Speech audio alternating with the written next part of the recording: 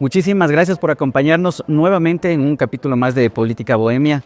Este es un espacio en donde reflexionamos sobre política, redes sociales, comunicación y hoy particularmente tenemos un invitado de lujo que nos visita desde el otro lado del mundo, desde el otro continente. Se trata de Iván García del Blanco. Él fue corredactor de la Ley de Inteligencia Artificial en Europa, fue europarlamentario y ha estado en Ecuador a propósito de varios eventos que ha realizado el Instituto Europeo de Posgrado, un centro de referencia mundial en temas vinculados precisamente a las finanzas, a las empresas, pero también a la inteligencia artificial. Iván, bienvenido al Ecuador. Muchísimas gracias. Vengo del otro lado del mundo, pero me siento muy cercano como español a Ecuador, así que para mí es como estar en casa. Y sea bienvenido además. Recuerden que ustedes pueden suscribirse a este canal para ver la entrevista completa con Iván. Solamente tienen que buscar en YouTube @Política Bohemia. Pues en materia, Iván. En Ecuador estamos en un momento de elecciones muy importante y algo que ha diferenciado de otras elecciones es precisamente la irrupción de la inteligencia artificial, sobre todo para crear desinformación. ¿Qué nos puedes contar tú acerca de la regulación que es posible para poder enfrentar este fenómeno que además está empañando las democracias? Bueno, no es un fenómeno fácil.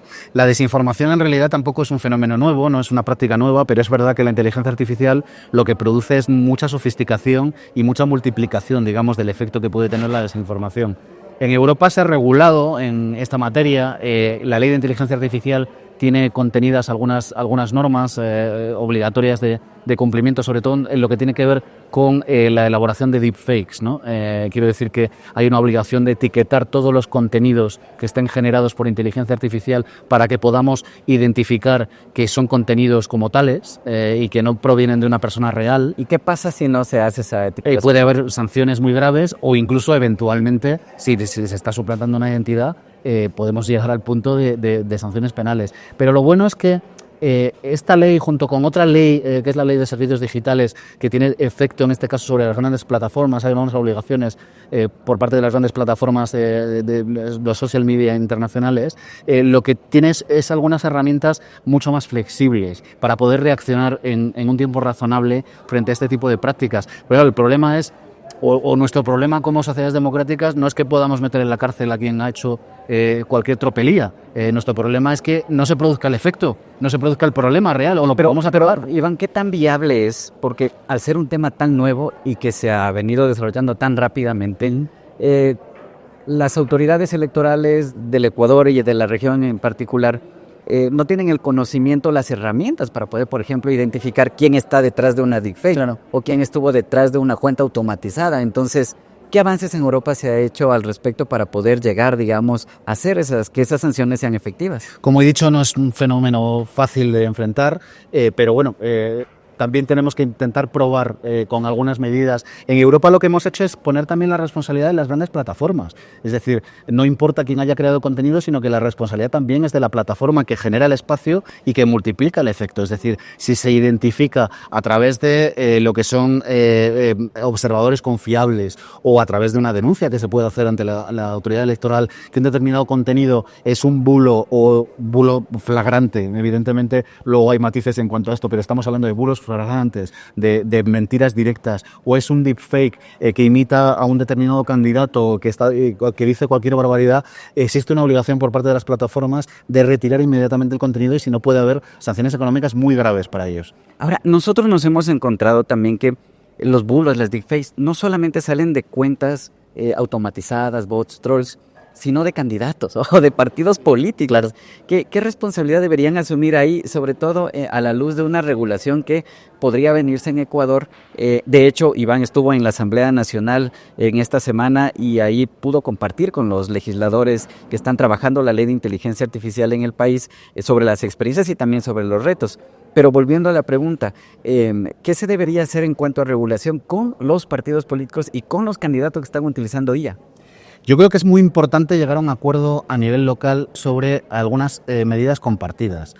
Para eso hay que hacer un esfuerzo muy grande, que un tiempo de polarización como el que estamos viviendo en todas partes es cada vez más complicado. Pero hay que hacer ese esfuerzo porque en realidad de que consigamos encontrar un espacio de normas en común depende del que sigamos teniendo una democracia con cierta calidad en el futuro. Entonces, hay que conseguir que la mayor parte de los candidatos, que la mayor parte de las opciones políticas que están en el país acepten unas reglas básicas del juego y a partir de ahí obviamente, intentar regular o intentar atajar lo que es más flagrante. Y en esto, a esto me refiero en cuanto a que la exageración o la memez está amparada por la libertad de expresión. Es decir, que hay una tenue línea que no podemos traspasar y que, por supuesto, no puede traspasar una autoridad ejecutiva, sí un organismo de control con independencia, ¿no?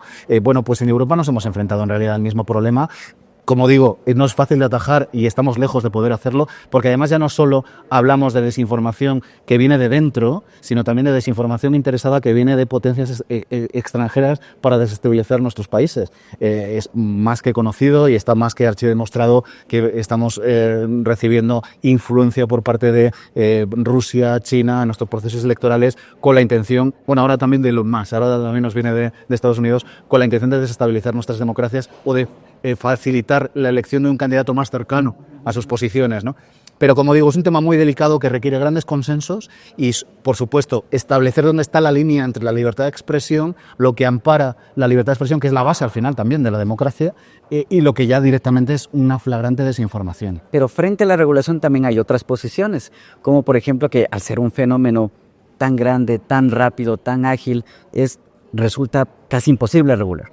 Y que más bien se debería apuntar a la autorregulación, es decir, ciudadanizar las competencias digitales, el conocimiento, para que sea la ciudadanía quien tenga una posición frente a eso, pero que no necesariamente eso tenga que pasar por un tema punitivo. ¿Qué opinas? Desde luego, yo creo que desde luego la solución a largo plazo es esa, es decir, el desarrollo de un espíritu crítico, de un conocimiento real de cómo funciona la información y la desinformación, y por lo tanto que el ciudadano tome una decisión consciente con su información de si cree a no sé quién o si incluso está dispuesto a comprar una exageración. Obviamente, el problema es que para llegar a este punto vamos a necesitar un tiempo. Y mientras hay algunas cuestiones que tenemos que intentar atajar. A nivel europeo, por ejemplo, hay un pacto con grandes plataformas de contenido, no están todas, pero la mayor parte de ellas, alrededor de algunos comportamientos éticos en este tipo de procesos y procedimientos. Hay algunas que han firmado y, como digo, y hay otras que no. Pero hemos comprobado que esto no es suficiente. Y hay algunas cuestiones que, como digo, es que pueden desestabilizar definitivamente las democracias y además y hay mucha desinformación que está destinada fundamentalmente a eso, que además crean polarización, caos interno, porque el interés en realidad es desestabilizar las democracias. Hay una internacional antidemocrática que pretende modificar el sistema de valores que tienen las democracias y nos tenemos que defender. Y van a hacer una alerta muy importante, y en este punto quiero recordarles que pueden suscribirse a este canal para ver la entrevista completa y también para seguir todos los temas relacionados. Nada más tienen que buscar en YouTube @políticabohemia y ustedes van a encontrar inmediatamente el canal. Suscríbanse para que les puedan llegar las notificaciones. Finalmente, Iván, se habla también del otro extremo, ¿sí? De ser muy fuertes en la regulación. Fíjate lo que pasó en Estados Unidos frente a la desinformación, a diferentes alertas que han tenido, incluso de ciberseguridad. Se prohíben plataformas como el caso de TikTok. ¿En qué medida esto puede contribuir o no?